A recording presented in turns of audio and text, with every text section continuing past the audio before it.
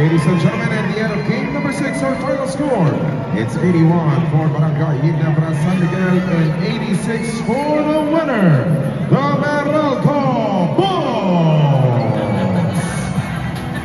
The Meralco Bulls tied their best of 7 semi-final series at 3 games apiece. Ang game number 7 po ay nangyayari sa Biyernes, May 31 sa FPJ Arena sa San Jose, Batangas. Tip-off will be at 7:30 in the evening.